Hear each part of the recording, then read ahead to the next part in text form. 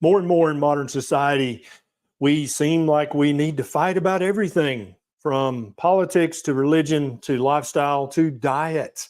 Today, I've got a great guest. We're going to be discussing the diet wars, the philosophy, the paradigms, the profits, and everything in between. I've actually been on her channel before, but to my surprise, she hasn't been on mine. So without further ado, here she is, Mikhaila Peterson Fuller. Thank you so much, Mikhaila, for joining me. We had a little snafu. Can you hear me? Can you hear me now? Yeah. Everything's good. Beautiful. Everything's good. Beautiful. Welcome. I apologize. I thought I had you on my channel once before. But you know what? It's hurt me. It's hurt me for a long time, Ken, but we're making up for it now.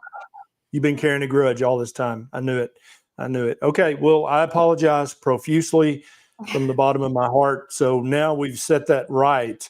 Let's talk about a proper human diet. Now, a lot of people know your story, but I want you to give us a quick 30-second rundown of kind of your history. I know that's your favorite thing to talk about. It sure is mine, but just 30 seconds, quick and dirty. Okay, as quick as I can make it. I was sick ever since I was a baby. I was diagnosed with juvenile rheumatoid arthritis when I was in grade 2, put on immune suppressants, so methotrexate and Enbrel. Grade 6, I was diagnosed with severe depression, put on Cipralex and SSRI. I was diagnosed with chronic fatigue in my teenage years, and I had my hip and ankle replaced from the arthritis that wasn't kept in check with the immune suppressants when I was 17. So I was very, very ill. And when I was about 23, and I just continued to I just got sicker and sicker and sicker. And I was on 7 medications at that point and extremely, in a lot of discomfort. And I knew that things were heading in the wrong direction. I started to look into diet just on the off chance that had something to do with my autoimmunity, even though what I'd been told over the years through the mainstream medical was that diet had no play with the arthritis in particular. So I cut out all processed foods and went on a very limited diet. And this was in 2015. And I ended up eating mostly meat and then certain vegetables, very limited fruit, but no nuts, eggs, soy, grains, processed foods. And most of my symptoms went away within 6 weeks. It was insane. So things I'd had since I could remember, but diagnosed since grade 2, disappeared by eliminating most of my diet and focusing on a very limited number of whole foods. And then about a year and a half, I got off all of my medications. I got off SSRIs, which was brutal withdrawal getting off of those. I got off all the immune suppressants, everything I was on. And about a year and a half later, I got pregnant and my autoimmune symptoms kind of crept back in and I couldn't get them under control with the plant foods that I've been including. So in December 2017, I thought, you know what? I know steak doesn't make me feel bad. I'll just eat steak until my symptoms go away. And then I'll start reintroducing again to figure out what's bugging me. And so December 2017, I went to just steak. This was before the carnivore diet was as popularized as it is now. Super scary. Is it fair to say that when you started that experiment that you'd never really heard of a carnivore diet? Is that true? Oh yeah. Yeah. So what I had heard of, so I'd been talking to one of my friends who said, I saw this doctor I said, I don't think I can eat anything other than steak, but I was breastfeeding at the time and I had problems with my in-laws, many problems, but they were so worried about my limited diet, which was none of their business really. But I had problems there. I was stressed out about reducing my diet even further because of the baby. And one of my friends said, hey, I just saw this doctor on Joe Rogan and it was Sean Baker and he just eats steak and he's fine. And so I hadn't heard of it. I was at the point of getting to only eating steak, but I was worried, like a logical person would be worried. And then he said, Sean Baker's done it. And I watched, 5 minutes of Sean Baker and was like, okay, if he's still alive, then I need to do this now because my wrists were buckling when I was trying to push myself out of bed and breastfeed from the arthritis that I had put into remission and then was back. And I wasn't going back on medication. So I started in December 2017. It took 2 weeks for the lingering arthritis to go away. It took about 6 weeks for the depression I was experiencing to lift. And then it took about 5 months after that for the lingering anxiety to go away. But So I've been doing just steak, really, just beef and lamb and bison, like ruminant meat, since December 2017 to keep, multiple chronic illnesses in remission. So that's been wildly successful. That's the short version.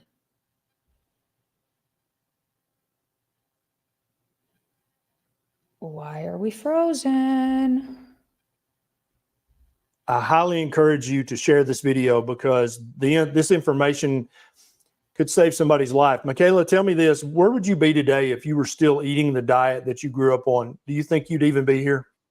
Oh, I don't. And my parents are fully aware of that as well. Like, I don't think so. My body had already eaten away my hip and my ankle enough to need replacements at 17.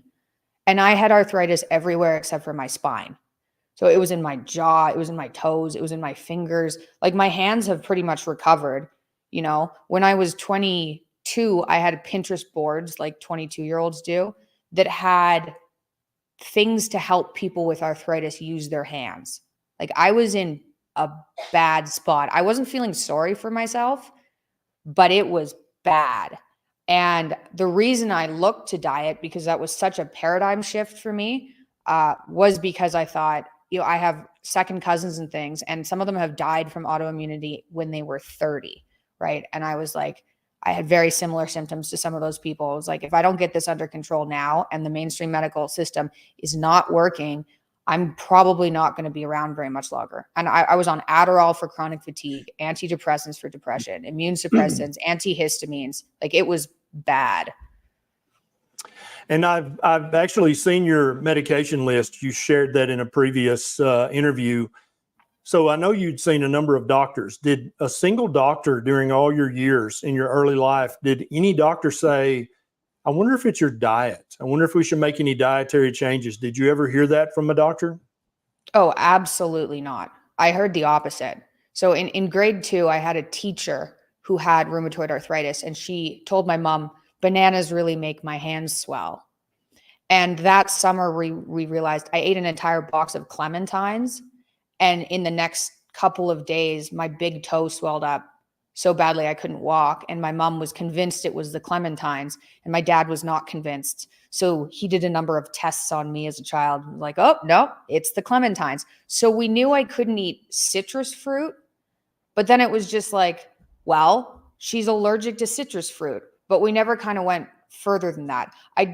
My mom dragged me to some naturopathic doctors who were like, Sure. You shouldn't be eating gluten. You should be eating healthy. But I didn't really eat unhealthily. And cutting gluten out wasn't the only thing I needed to do to put myself in remission. Like, I have to only eat meat, right? I couldn't just eat healthy. So no, there was no doctor that had told me, especially not about the carnivore diet, but even elimination diets weren't brought up. Growing up in the Peterson household, I don't think I've ever heard anybody ask this question before. Did you guys, when you were a child, did you guys eat a pretty junky diet, or was it a pretty organic diet? How did your mom feed you guys? So my mom was kind of a health freak before health freaks were cool. But it was in the wrong direction. So we weren't allowed to have soda or not a lot of processed foods. Everything was cooked at home. But for me, dairy was a huge problem. We drank milk all the time. That was really hard on my arthritis. But we ate a lot of grains, but we ate the healthy whole grains, right? And we ate the crunchy brown rice, which turns out is harder on your gut. So we had the gross healthy foods. No, we ate healthily. All my stuff was home cooked. I was the kid that would bring stew to school and get laughed at. Like, I was eating a standard American diet, but the healthy type. And then I almost died. When you were doing your diet experiments, trying to figure out what would improve your conditions, did you ever try vegan or vegetarian? I didn't. No, I didn't. My grandpa on my dad's side was a hunter, and he had always told me throughout my life that meat was healthy. And I never, luckily for me, I never bought into the meat is unhealthy propaganda. My mom had tried vegetarianism and I think had gone vegan because she'd had gut issues forever. And both my parents are on the all meat diet as well now. But so no, I never did that. But I did try I tried a Candida diet at one point. I tried cutting out sugar. That did nothing, but I didn't know what sugar meant, right? So it was just like extreme sugar. But I didn't try vegetarianism or veganism. Right. Now you're aware that pretty much any vegetable, any fruits, even if there's no sugar added, there's sugar in there, especially the starchy the tubers and stuff. It's just pure sugar. So yeah. I really want to talk to you today because everybody's picked their diet, but I'm on Twitter a lot. I know you are too. And every day it's this incessant barrage of propaganda, dietary propaganda. I don't know how else to put it. People like me and people like you, we're like, hey, I have discovered this, try this. But what I'm talking about is the constant beratement from the Harvard School of Public Health, from the Canadian health authorities, from the USDA and the FDA, from the American Diabetes Association. Oh, here's the diet you should eat. New study shows that red meat causes diabetes. Red meat causes joint inflammation. What's up with that, in your opinion? I know you and your dad talk about philosophy and paradigms and the profit motive in human nature, and that's really what I'd love to chat with you today about. What do you think is going on as more and more research comes out showing low-carb diets, ketogenic diets are therapeutic in multiple different medical disciplines, not just reversing type 2 diabetes, reversing fatty liver, improving obesity, but also mental health. Increasingly, we're seeing more and more studies come out. Ketogenic diet helps with depression, helps with OCD, helps with alcohol withdrawal. Why do you think there's this just unending publication from the powers that be, the big universities? Why are they just incessantly pushing a plant-based diet? What's going on with that? Oh man, I think there's probably a number of factors at play. Like one, there's a group of researchers that have read all the old research, that like all the studies that were poorly done, and have gone through med school or whatever school they went through and just can't change their mind, right? So I think just as a human, it's very difficult to have an entire shift in the belief structure you put over the world. So I think there are people that just, it's such a out there idea that they won't delve into it. So I think that's at play. But then there's the climate propaganda that's at play. So that's, being attacked from another angle. Oh, you're eating cows, so you're ruining the planet for everybody. So that's at play. And then I think those are probably the two things at play. Like I think introducing a new idea into the world, there's always going to be pushback. And I'm more hopeful than I was in 2018. Like you see Chris Palmer, and he's from Harvard, and he's now, although he's had a lot of pushbacks, publishing studies on a ketogenic diet for mental health issues, but he's from Harvard, and that's what he's doing with his life, and he's pursuing it. And so I think with the amount of pushback that you've helped, bring into YouTube and around the world, I think things are changing, but there's definitely an environmental agenda against it. And then I think it's difficult for people. When I first told my rheumatologist, who'd been seeing me at that point, he was my adult rheumatologist, so it'd been 4 years or something that I'd been seeing him. And I said, hey, and I gave it to him easy. I was like, sugar gives me arthritis. I didn't say I'm only eating meat, because he would have had a heart attack. I said, sugar gives me arthritis. And he went, I'd like to see that. And I was so mad. I was 24 at that point, because I stopped seeing him after that. But then I looked at him and I was like, he's overweight. He's exhausted. You can see he has arthritis in his hands. Like he's part of the same thought system and belief system that's making people sick, and he's sick. And so he can't change his mind because he's 65. And if he changes his mind, then his treatment of patients for his entire career has been wrong. And like I was like, how am I going to sit there in the office and say, you have to restructure your entire belief system? He should, but I was like, that's not happening. So I think it's a lot of researchers are like that as well. I think you're exactly right. I think so many doctors have been recommending something for decades. And when you present them with a new paradigm, like, oh gosh, eating only meat is actually super healthy, even if they are curious about it, even if they want to believe it, or even if they want to look into it, they're faced with the reality. And I was faced with this a decade ago. I was faced with, dude, you have caused harm. You have hurt patients by your ignorant dietary advice. I used to tell people, join Weight Watchers, join the gym, plant-based diet, eat less, move more. I harm people with that advice. And that's one of the reasons I'm so active on social media, is trying to atone for my sins, for being an idiot doctor for so many years. And I think some doctors are just not able to get over that stumbling block of, wow, my entire career has been a lie. I've been doing nothing but prescribing drugs, which only treat symptoms. And here's this dietary option that I could have been recommending for decades, and I just didn't even think about that. And I think that's a big problem for a lot of researchers and practitioners, is the paradigmatic change is just too much for their mind to encompass. It makes them guilty of harming people, and they just don't want to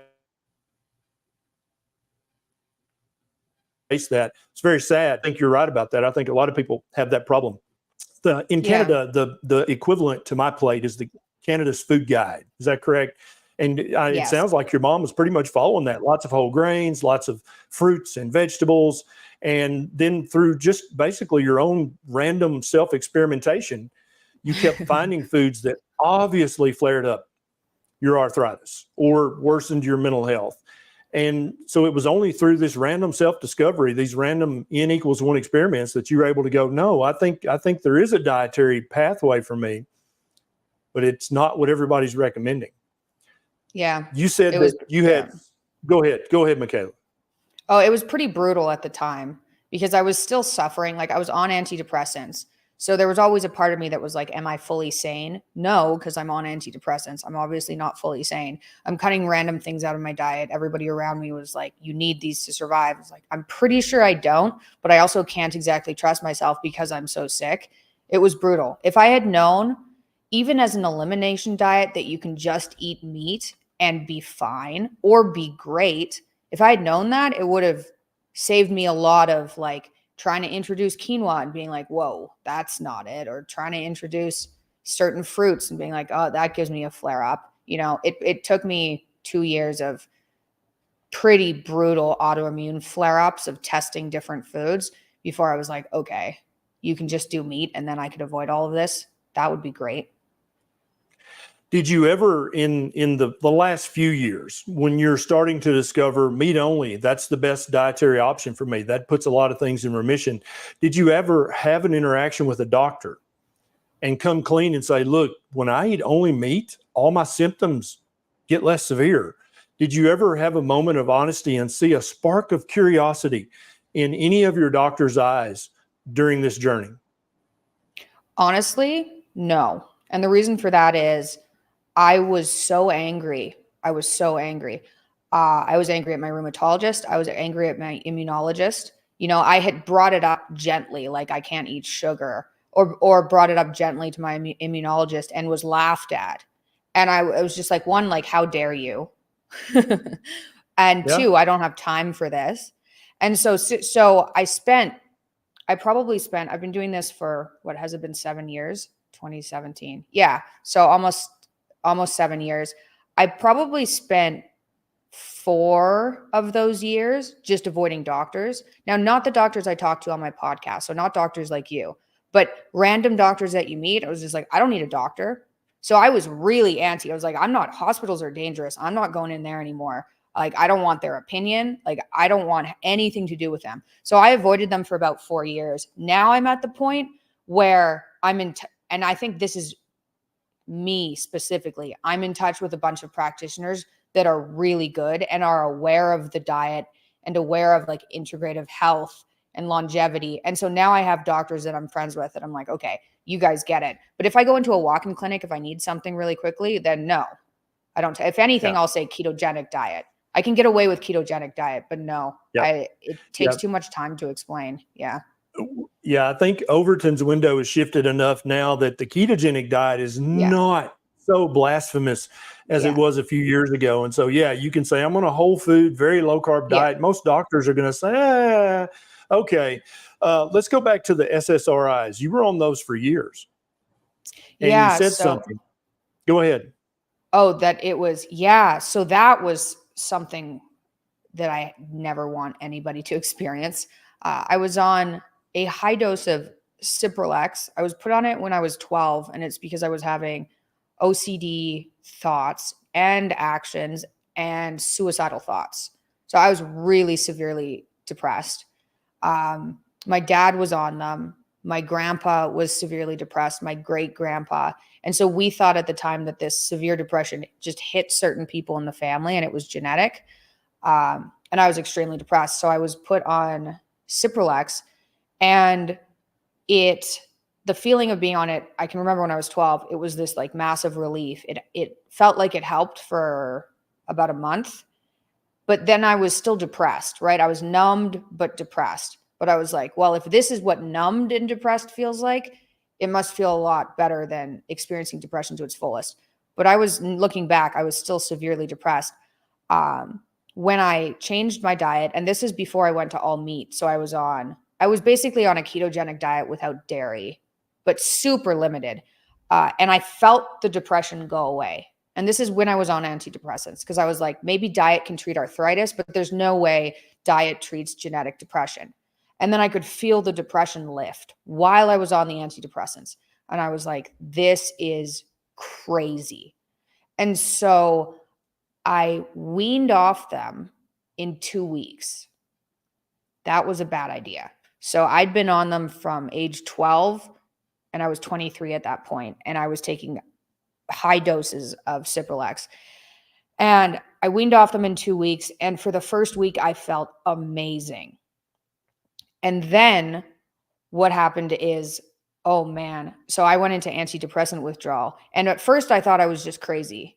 I was like, maybe this whole diet thing wasn't real. And maybe I was getting my hopes up, and like, how naive am I to follow, to think that I could figure this out by myself. It was bad. I had light sensitivity. I had touch sensitivity. So I threw away a bunch of my clothes that were made of certain fabrics. What else? I had sound sensitivity, so I could only listen to certain songs because certain noises hurt my ears. And then I had an overwhelming sense of doom.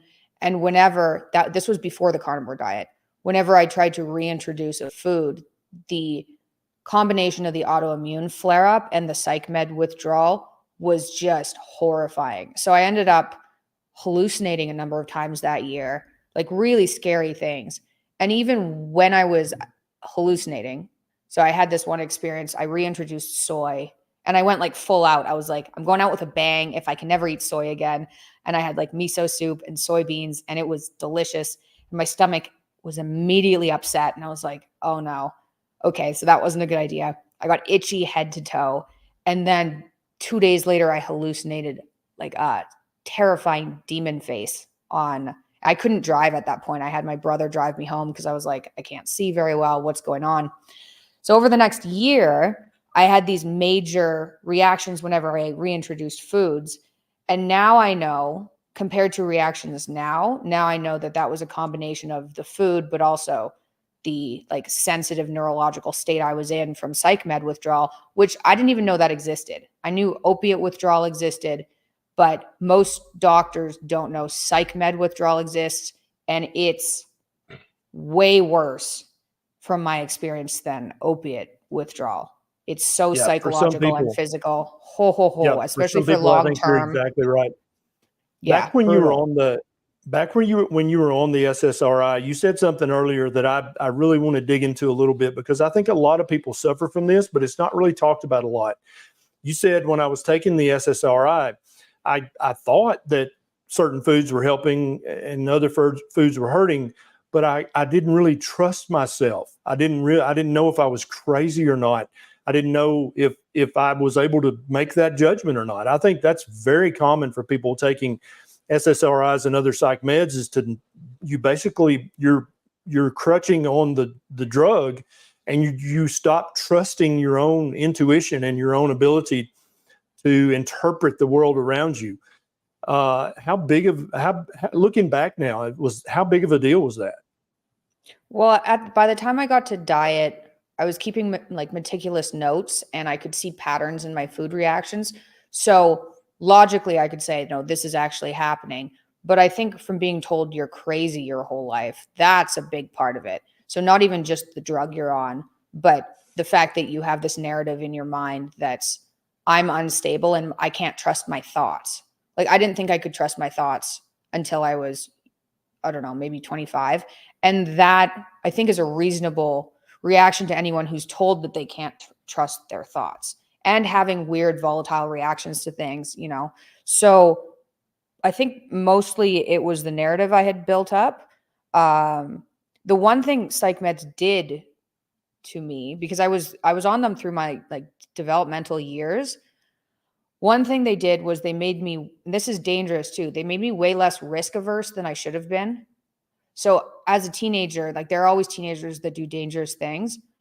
I was the most, I'd pursue these risky activities. And I'm talking about like climbing things, like stupid, really risky things. And it wasn't just because I was a teenager. I'm sure it was because my reaction to fear was artificially stunted. So that is, I think, the biggest concern about psych meds, other than the fact that they're very, very difficult for some people to get off of without withdrawal, but they stunt your actual reactions to the environment in an unnatural way. And if you get on them for long enough, you forget what your natural reactions are and you have to learn again. It's crazy. Yep. Now, you said that you stopped your psych meds cold turkey, and Basically. that didn't go well at all. Did you go back on them and then do a wean down, a titration, or did you just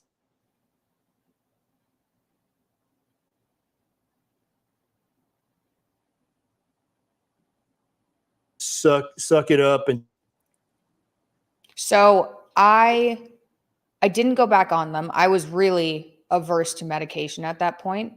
So, and I'd had this good week after I stopped taking them that I was like, this is what I could feel like. Like, I feel like I'm in heaven. Like it was like transitioning out of hell. It was crazy.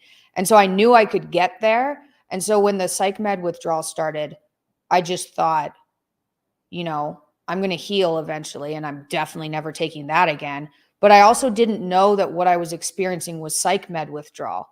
I thought I was just having these food reactions, and these were crazy reactions to like reintroducing soy or something like that, like psychological crazy reactions. Now I know that it's because I went off of psych meds at the same time. I would not suggest people stop cold turkey like that. It turns out that's very dangerous. It can cause seizures. Yes. It depends how long you've been on them and what dose, but it can cause some seriously dangerous problems. And if it, hallucinations aren't great. So I shouldn't have done that, but I didn't know there was withdrawal. And now I do, but I'm off of them. So no, it took about 2 years to recover from the psych med withdrawal. Yeah. And anybody watching, if you're currently taking any psych meds, any SSRIs, any antidepressants, please don't stop them cold turkey. Tell your doctor, your mental health care provider, that you're trying to treat your condition with dietary intervention, and have them initiate a slow wean down schedule. We have people in our private group, Mikhaila, who they still have just kind of pop-up withdrawal symptoms years after being on a SSRI. Also, benzodiazepines. Those are rough. Years after they've been off them, they still have withdrawal symptoms. And doctors like to call them discontinuation symptoms. I feel like that kind of muddies the water. Why not call it what it is? Withdrawal symptoms. That's what it is. But you need to wean those down very slowly with the help of your doctor. Please don't try to do that. Don't follow in Mikhaila's footsteps and stop those cold turkey, because that can lead to very, very bad places. Yeah. So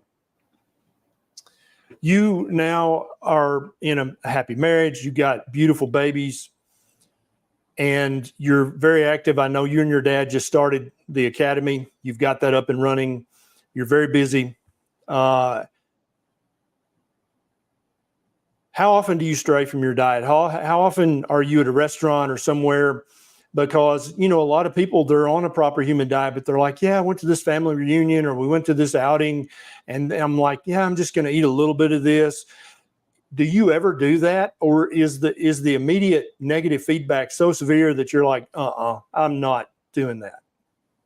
Yeah, I don't. Well, one thing to add on to the psych med withdrawal, there's this Yes. company called Outro, and they're popping up in different states, and they actually have doctors that know how to taper medication. So if they're available in your state, that's where I would go. They know how to taper, especially when you get to low doses, because that's the tricky point. So they're really good if people need help. But for like varying my diet, I never do it. So my goal over the last year and a half or 2 years has been to try to reduce the inflammatory reactions I experience, because I don't think, I'm literally just eating beef or lamb or bison, right? I can't do dairy at all. I can't do eggs at all. It turns out I sprouted an egg allergy. So I tried to take this supplement and it had egg white in it, and I ended up throwing up all night. So I don't vary it, but I do think there's still work to be done to reduce the inflammatory reactions. But no, I don't vary it ever. Like the only thing I do, I don't know what your views on this are. I seem to be able to tolerate vodka with no issues other than severe hangovers, because drinking on a carnivore diet, that kind of hangover is much worse. But other than that, and I know, and people discredit me for that too. You're like, oh, you're just eating meat and sometimes you'll have vodka. I'm like, yeah, don't ask me. That's what works. Other than that, I don't vary it ever. Even if I'm around family or anything, then I'm either eating less, or I'm going to steakhouses, or I'm bringing food. Yeah. And vodka, of all the alcohols, is one of the most ultra distilled alcohols. Yeah. So even though it's made from potatoes, sometimes other starches, it's distilled so extensively that all you're getting is the literal ethanol molecule. You're not getting any of the other molecules. And an occasional vodka, I don't think ever killed anybody. It's all alcohol is poison. I agree with that. But as an adult, every now and then you're going to have a vodka, and that, I think that's not the end of the world. What foods can you? Because I know you're. So let me pull this up just so people understand what's going on. Everybody, this is a normal distribution curve. Okay. Now there are some people over on this end of the curve that can live on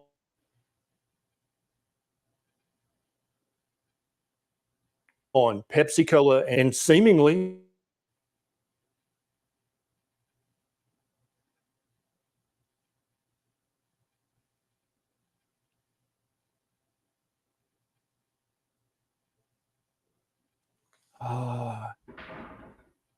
can you hear me? I'm back. Okay.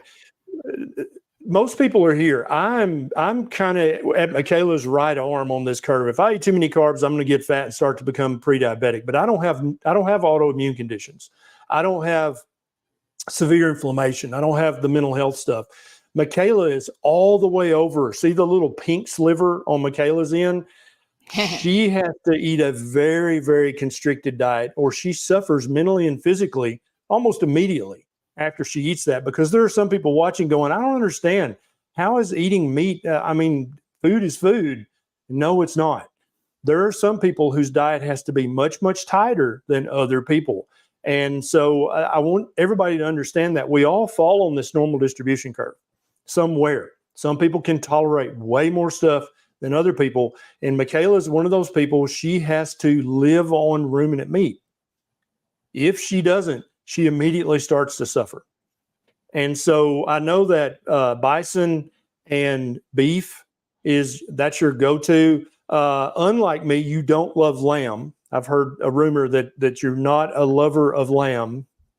I had lamb. So I moved to Miami, and I moved into a house that had mold It wasn't a super moldy house, but it was enough that it made me ill. And that's just like I've got environmental allergies. I'm like allergic to the world. So I got quite sick in the moldy house, and my histamine intolerance just skyrocketed. So then I couldn't eat beef very well. I wasn't having autoimmune flare-ups, but my digestion was not having any of it. So I only ate lamb for 2 years. And I hate lamb. Like I remember before my diet days, if there was lamb and sausages or something, I'd be like, nope, I'm not eating that. And I only ate it for 2 years. And now that my histamine intolerance is gone, I would happily never eat lamb again. Gotcha. And for those of you who don't know this, some cuts of meat are much higher in histamine than others. Lamb is low because it's not aged. Typically, it's just goes straight from the processor to the kitchen to the plate, whereas most beef is hung for 14 days. And then if you grind the beef, the histamine count goes up even more. Now, for the vast majority of people, this does not matter at all. But if you're over on that end of the curve, can you still tolerate, Mikhaila? In other words, occasionally you can eat a little of this and it doesn't really cause a huge flare-up. What foods can you tolerate? Okay, so my daughter isn't on a carnivore diet. She eats some fruits and some vegetables, and I have like these fruit snacks that are 100% fruit that she eats. And she has this coconut ice cream, which I don't know how they managed to turn a coconut into ice cream, but it's basically coconut ice cream. So I've had kind of to test to see how bad my reactions are. I've had like, I want to say 1/4 of a teaspoon of this ice cream. That's more recent. Like I really didn't touch anything for about 6 years. But now that I know my reactions aren't like, I'm going to hallucinate now. I'm like, okay, what's going to happen? Am I going to get weak and foggy? It's not, going to destroy my life for a month.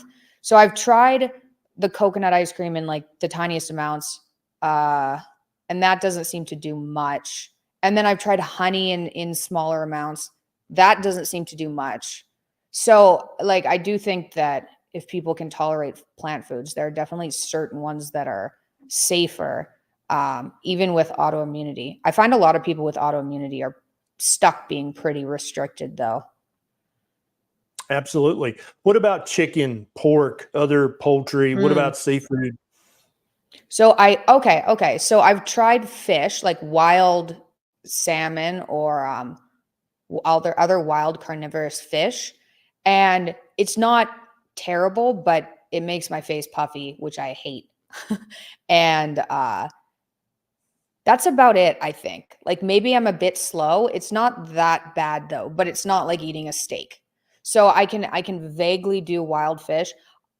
I was pregnant about a year ago and I had a meat aversion, which was terrible.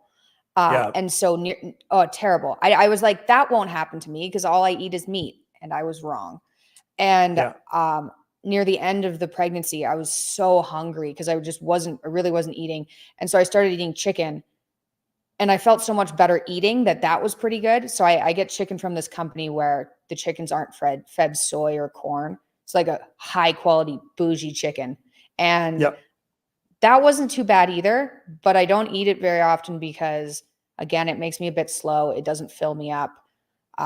So chicken and wild fish aren't the worst. I have a pretty bad reaction to pork, so I don't eat any pork. I make beef bacon. You can make beef bacon if you're really missing bacon, but I don't do pork. Make beef bacon right. It's delicious. Oh yeah, it's good. I could live off of that only. Absolutely. What have you so far? Sorry, can you repeat that? Yeah. What have you eaten today? I love asking people what have you eaten so far today? I've only had jerky. I don't eat very often. And I usually eat later in the day. So I have my favorite jerky right now. Usually I make it at home. So I have a bunch in the freezer, but we've been buying from, man, I wish I could give these guys a shout out. It's called PC Jerky. I can't remember what PC stands for, but it's PC Jerky. It's in this teal bag and it's really crunchy and good. So all I've had is a bag of it might be President's Choice. I'm not sure, but PC Jerky. That's it. I love it. You sound like my wife, Neisha. She could live on jerky, I think. Yeah. I'm like you. I don't typically eat. I haven't even broken my fast today. I'll probably eat right after this. But how a lot of people, the average person eating the standard American or standard Canadian diet, they're eating 3 meals a day plus snacks in between. They wake up hungry. They're hungry every 2 hours, all day, every day. For somebody like that who's watching this, the satiety that fatty red meat brings, I don't think they understand it. I think it's impossible for them to believe when you say, I haven't really eaten anything today. I've had some jerky, but that's it. I think those people were like, there's no way that has to be a lie. It can't be true. But I can attest to this. I typically don't break my fast till 3, 4 p.m. every single day. I'm just not hungry, although I'm out on the farm working. And so what time do you typically break your fast? When do you eat your first true meal of the day typically? It depends. I think I feel best if I eat twice a day, probably around, 2 p.m. and 7. That's probably what makes me. I can do one meal a day, but then I start to get hungry after a while. And I totally understand where people are coming from. When I was eating the standard American diet, I was ravenous all the time. And I was also on antidepressants, which can make that worse. But it was really uncomfortable. Like I'd eat and I'd be physically full and I'd still be hungry. I'd end up looking in the fridge just unconsciously for food. It was really like one of the great things about this diet is you're using food how it should be used. It takes just to be completely honest, it takes some of the pleasure away of but it's almost an unhealthy pleasure people get from eating, right? Exactly. So you do, it does take that away, but the ability to not be starving all the time, even if you're eating so much food, is so nice. It frees up so much time.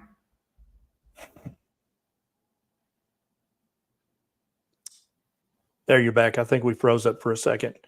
Where do you see the carnivore diet going in the future? I mean, you and I both know there are millions of people around the world on every country who have discovered a proper human diet, the carnivore version of that.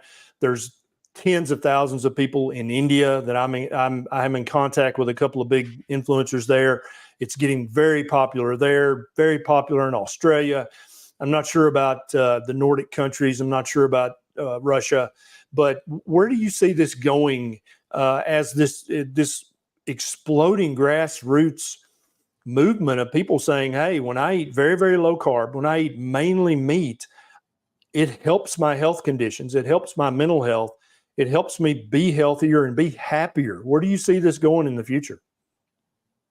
I think in the next 10 years, there'll be studies run finally. I mean, you can see where the ketogenic diet started and that now there are studies. They have to be pushed through ethics boards, but there are people starting to do real studies on ketogenic diets. I know somebody who's going to be publishing a carnivore diet study on IBD. So that's going to be big. So I think studies are going to start picking up over the next 10 years, and then it won't be such a fad diet. That's what I think. Yeah, I think you're right. The last time I checked clinicaltrials.gov, there's over 450 registered trials that are either in progress or are scheduled to begin about a ketogenic diet and various medical and mental health conditions. And for people who watch me, they already know this, but some people that came here following you may not know that a carnivore diet, you're in ketosis the vast majority of the day on a carnivore diet. Just by definition, carnivore is keto. And a lot of people don't realize that because they didn't go down the path of paleo, primal, low carb, keto, carnivore. They just saw you or saw Sean Baker and they're like, oh, carnivore, I'll do that. So they don't really understand the biochemistry and the physiology behind it. But carnivore is keto. And so I think you're exactly right. I think we're going to see more and more studies being registered and being performed. At what point do you think that we'll reach a tipping point where there's enough millions of people eating this way that Harvard School of Public Health and Tufts School of Nutrition will stop with the plant-based paradigm and the plant-based propaganda. When's that going to happen? Oh man, I think that depends on how much the environmental propaganda is pushed, because I think that's part of the reason why there's such pushback. So I would hope, I don't know, 20 years maybe. I think it's going to be a ways away. And we need the studies first, and then we need the doctors to read the studies. So that takes another decade. So maybe 20 years. And that totally depends on who's in government and who's pushing what climate agenda, I think too. Hopefully 20 years. I'm hoping. Yeah, I'm hoping for a lot less than that. But I think pragmatically, you're probably right on the nose. That's one of the reasons I started doing social media, is because I don't want the average person to have to wait 20 years to get the answer. I love it that people have an option now. They can watch a few YouTube videos and say, hey, I'm going to try the lion diet or the carnivore diet or keto, because this is not rocket science. This is not brain surgery. This is just try a different way of eating for 90 days and see what happens. How many people have you connected with on social media and in real life who have to follow a lion diet, which is a subset of a carnivore diet where you eat only ruminant meat? How many people do you think are out there who are currently benefiting from a lion diet or potentially could benefit from a lion diet? Well, I think anybody who has a, psychiatric illness or an autoimmune disorder should do it for at least 3 months and just see where they're at, right? So in that case, it's more than a fifth of America. Those are the people that need it, right? Maybe people who suffer from some mild anxiety or they're overweight, then they can do a low carb or carnivore or keto and maybe get the same results. But for people with severe illness, lion diet, only ruminant meat for 3 months is life-changing. Now, I've got a Facebook group that has 20,000 people in it, and it's focused solely on the lion diet. So I've interacted with a lot of those people. And so there are a shocking number of people already doing it. So there's a community of people doing it there. And then on Instagram, I think we're at, I don't know, maybe 130,000 or something following the lion diet. So those are people who are at least interested in it. So I don't know what the numbers are, but it's starting to come up in random conversations with people I don't know. So if I mentioned a keto diet, I went in to see, I was talking to a doctor the other day, and I told him I was on a limited keto diet because he was asking about the hip and ankle replacement. And I was like, yeah, it was food, but I didn't really want to get into it. And he goes, oh, have you heard about the carnivore diet? I was like, oh, yes, I have. Nice. He's seems pretty out there. And I was like, yeah, but I mean, having an autoimmune disorder is pretty out there too. So I don't know how many people, but tens of thousands for sure. Yeah. And I think you being very honest and vocal about the diet that helps you be your healthiest, I think that's helping a lot of people. It's basically giving them permission to try this, because this is not some weird chemical that was made in a pharmaceutical factory. This is not something that the FDA has assured us is safe and effective. This is literally just a different way of eating. And so I think having people out there in the world as examples, look, I eat this way. I used to have this. Now I don't. Maybe you should try this. I think that's one of the most powerful things that somebody who's suffering can have, is just an example of somebody who used to suffer, but now they don't suffer. And I really want to applaud you for being brave enough to say, hey, I just eat meat. And if you don't like that, I don't know what to tell you. Your dad, everybody knows your dad, Jordan Peterson. I'm assuming he's still on a carnivore diet. Yeah, him and my mom both are. And so they have been for about the same time as me, give or take 4 months. And your dad started this. I'm assuming. Don't let me put words in your mouth. Your dad was experimenting with carnivore, and then you decided to try it, or did you teach Jordan Peterson about the carnivore and the lion diet? Oh, that was me. If anybody thinks my Ah, dad's the type of person to just jump on board with this kind of thing, that's not what happened. He was on a tell us what very happened. low he was on a very low carb diet like I was doing initially. Lost a bunch of weight, and I was like, this is why we're depressed. Like, you have to do this. And I called him every day for 2 years asking him what he ate. I was relentless. And then when I went on the lion diet, or specifically just ruminant meat, and that finally worked, I was like, at that point, he was eating meat and salad. And I was like, Dad, you have to drop the salad. Like, just try it. But it took quite a bit of convincing. And then after that, it took quite a bit of reassuring for about 2 years before he was like, oh no, this works. Because he had to go through psych med withdrawal too, which muddied the waters about how Yeah. effective the diet was. So, but I mean, he's fully on board now, and he talks about it way more than I thought he ever would. So that's I good. love it. And I really love it that you're so honest about the psych meds as well, because I think there are millions of people out there that the water that they swim in is so muddy on a daily basis because of the psych meds. It clouds everything. It makes them question their judgment. It makes them question the loyalty and the earnestness of other people. It's like, can I even trust my own emotions? Can I even trust my own perception of what I think is reality?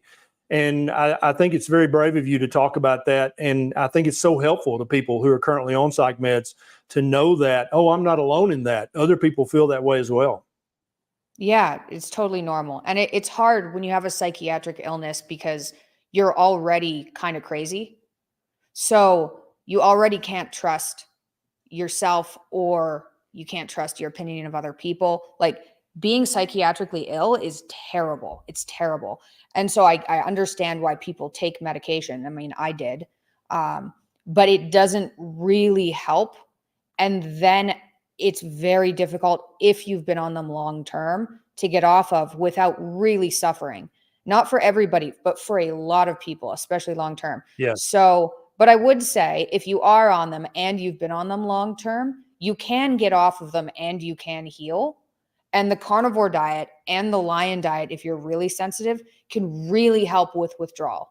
So if I had been on the lion diet when I was in withdrawal, and I don't even know if withdrawal is right. It's more like you need to heal your brain after it's been saturated with that medication 24 hours a day for 10 years. So your brain needs to grow new neurons and things. That's why it takes a period of time to recover. But the diet can really help reduce withdrawal, and it's totally, you can definitely get off of them, and you can definitely use the diet to help. So don't stress out about being stuck on them. Just do it carefully. Find a doctor who knows how to wean properly. It's not the end of the world. It's just, it would be nice if people were told that psych meds cause withdrawal. That would be great before getting on them. I totally agree. And in the United States and in Canada, both, if you're going to have a surgical procedure, doctors are very diligent about obtaining something that's called informed consent, which means they have to explain to you. You probably remember this from your ankle replacement. They had bleeding. There's a chance of infection, chance that it may not take. We may have to repeat. And then they go through this long list of potential complications. And then you sign at the bottom saying, yes, I understand that there's a risk of all this. But most doctors don't even consider it necessary to obtain informed consent before they start you on something as innocuous and benign as Paxil, Prozac, Effexor. They're just like, oh, this is nothing. Here, just take this. I think that it should be required for every doctor before they start you on any psychotropic medication. They should have to go through the entire list of potential complications, just like they do before surgery. And then you should sign saying, I understand that I may go through years of withdrawal if I try this medication. I think two things would happen. First of all, people would actually be informed, which is their right as a patient. But also, I think a large percentage would say, you know, I'm going to try something else before I sign this document. I'm going to try something else besides this pill. What do you think about there needs to be a much more robust requirement for informed consent for psychiatric medications.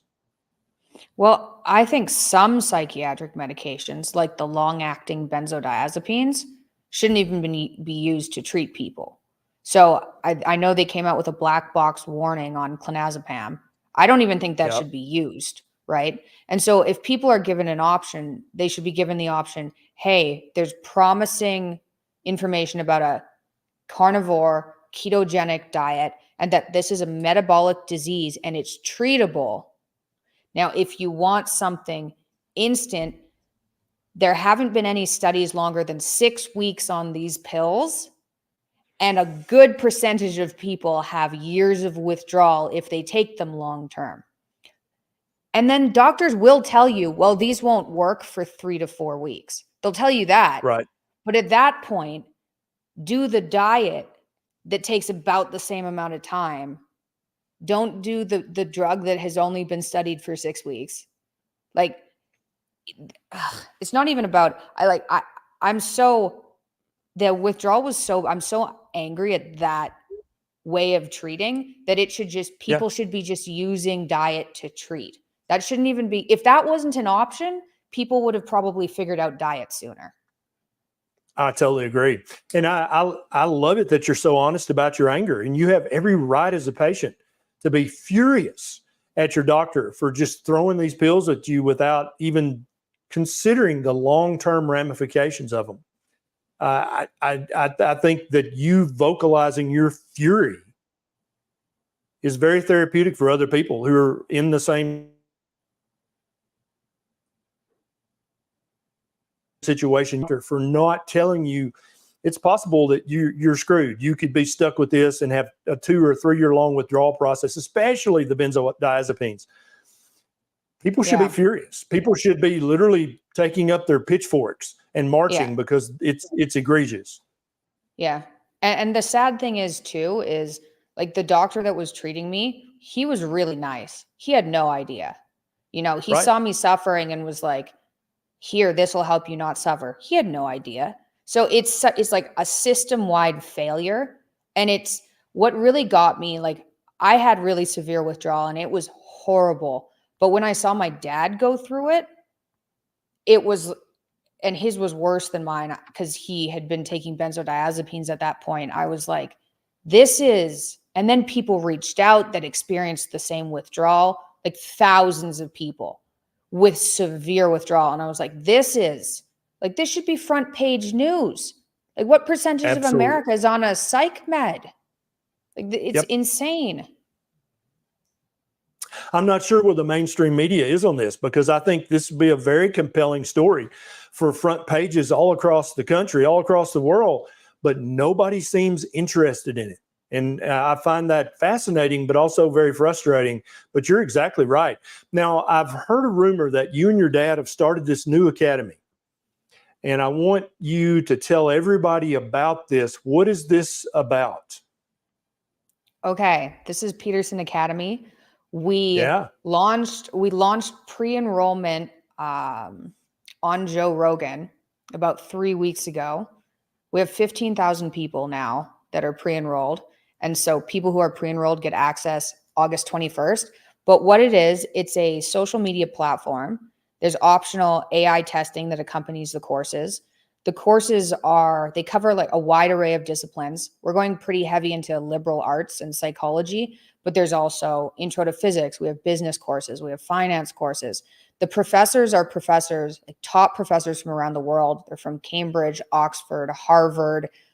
We chose people who are very engaging, entertaining to listen to. The courses have illustrations that pop up, so people with a limited ability to concentrate can still focus on the courses. It's massive, and it looks like we're going to get accreditation. We don't have accreditation yet because getting through the accreditation boards is a lengthy process, but it looks like that's going to happen. So right now it's a platform where we're just trying to bring people who are interested in learning like non-ideological forms of education. So we have philosophy courses right now, psychology, we're rolling out finance, business. We have 18 courses up right now, but it's been overwhelmingly successful and a lot of work. So if people are interested, they can go to petersonacademy.com and watch the trailers. But the platform's open August 21st. So it's been a ridiculous amount of fun. Very nice. I love the entire concept of Peterson Academy. I'm going to check it out, and I encourage everybody else to do likewise. Mikhaila, it's been an absolute pleasure hanging out with you this afternoon and chatting with you. I think this is a very important conversation for anybody with an autoimmune condition or a mental health condition. I appreciate everybody watching this. Please share this with at least one person that you know who's currently suffering. That's how we're going to change the world. Obviously, Mikhaila and her dad want to change the world for the better. That's literally what I wake up with the intention of doing every day of my life. We want to make the world a better place for everybody. And that includes improving their medical and their mental health and also making them smarter people. And so thank you so much, Mikhaila, for doing this. It's been a pleasure. Well, thank you very much for having me on. That was fun. See you next time.